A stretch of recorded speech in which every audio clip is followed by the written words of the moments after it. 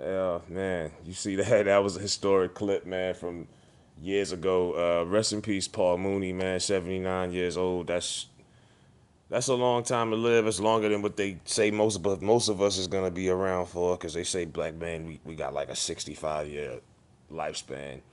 But Paul, like I say, this is a good this is a good day for white Hollywood, and white Hollywood never liked Paul Mooney.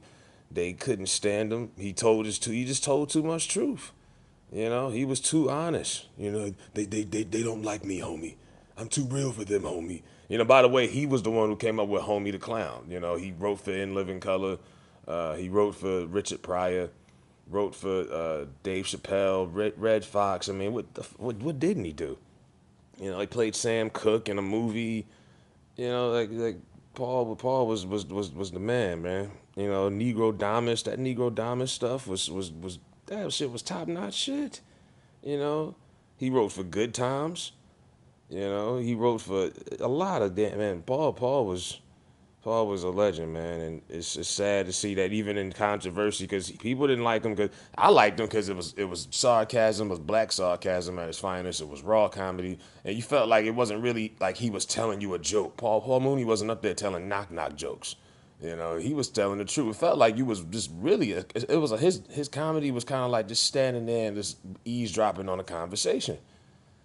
For real, like he didn't. The way his jokes set up, it was completely different from other comedians. It was completely different, man. He put out like 10. He put out like what, 7 or 8 stand-up specials. Paul was all over the place, and sadly, like I say, the way it went out. When Richard Pryor's son came out and was saying all of this stuff, like, oh, Paul Mooney did this to me, that to me, and Paul never really. I don't know if his publicist told him not to say anything, but Paul never responded to it.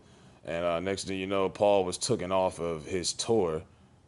This is like 2 years ago. They took him off the road, and then Paul got really ill, got real sick, and we never really seen or really heard from Paul Mooney after that. And now Father Time is undefeated, and Father Time to see it take down someone so colorful and opinionated as he was, it's like, damn, Father Time is undefeated. So, Father Time snatched him up like it does, like it'll get all of us if we're fortunate to even, have a battle with Father Time. So, Paul had a great life, man. He was, a lot of controversy, over the word, the N word over the years.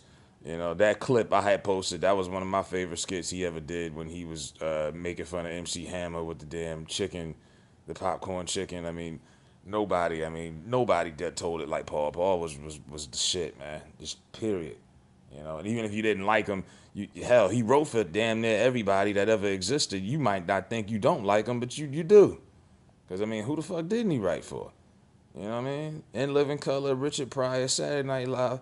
Come on, man. I didn't even know he was a writer on Saturday Night Live back in 1975. He did one season. Those white people on NBC can't handle me, homie. They can't handle me. I'm too real for them. They come in there, they start twirling around, they see me with my scarf, they say, oh no, that nigga is crazy. Oh, shit. Man, rest in peace to Paul Mooney, man. That was my guy right there. That nigga was hilarious. Uh, and yeah, I don't want to really get into that whole thing with uh, Richard Pryor's son and all of that shit, but the only reason I even brought that up is because that just happens to be like the way it ended. We never really got to see Paul respond for himself or anything. And it would have been cool if he would have, but that's a personal matter regardless. Uh, and Paul was a legend, period. So rest in peace to Paul Mooney. He will be missed. Let me know what y'all think in the comment section. Keep all the respect as possible if we can in the comment section. Paul Mooney, the legend.